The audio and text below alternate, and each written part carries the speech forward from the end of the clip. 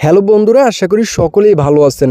তো আজকে আমরা অ্যানালাইসিস করব, প্রিভিউ করব আইপিএলের 39তম ম্যাচের ব্যাপারে।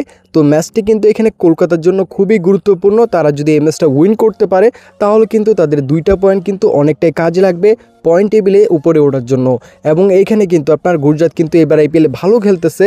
তো এই ম্যাচের মধ্যে কতটা ভালো খেলতে পারবে অ্যানালাইসিস আপনারা ভালোভাবে দেখলেই কিন্তু বুঝতে পারবেন। আর অবশ্যই কিন্তু এই মাঠের পিচ রিপোর্ট সম্পর্কে আমরা ভালো একটা আলোচনা করব, যেটার দ্বারা কিন্তু আপনি ভালো একটা আন্দাজ করতে পারবেন এই ম্যাচটার মধ্যে টোটালি 20 ওভারে কত রান হবে।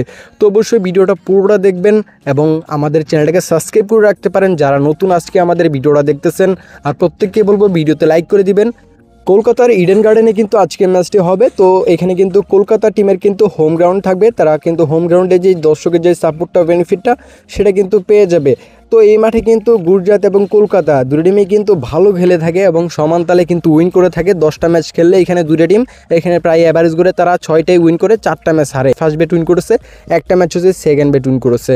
তো এবার আইপিএলে যদি এই মাঠের ওভারঅল দিক থেকে দেখতে যাই, রানটা যেটা এবার আইপিএলে কলকাতার ইডেন গার্ডেনে কিন্তু ভালো রান হচ্ছে এবং ফার্স্ট বেটের উইন চান্সটা বেশি। ফার্স্ট বেট যারা করতেছে তারাই কিন্তু উইন করতেছে।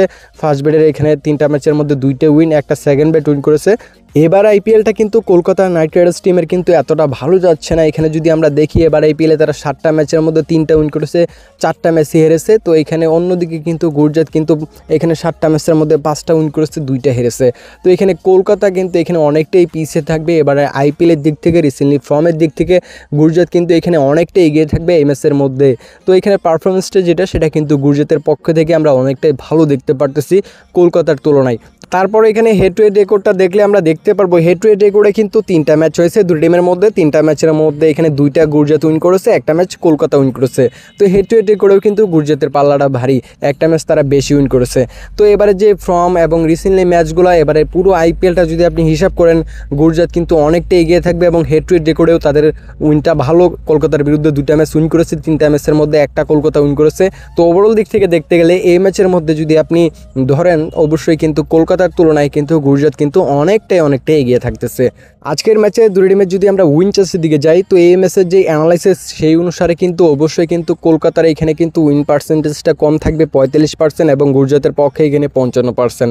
এই উইন চান্সটা আমি রাখবো, কারণ এখানে দেখেন গুজরাট এবারে আইপিএল রিসেন্টলি ফর্ম এবং পুরো টিমটাই কিন্তু ভালো একটা ছন্দে আছে, যেখানে কিনা কলকাতা কিন্তু ছন্ন ছাড়া একটা টিম।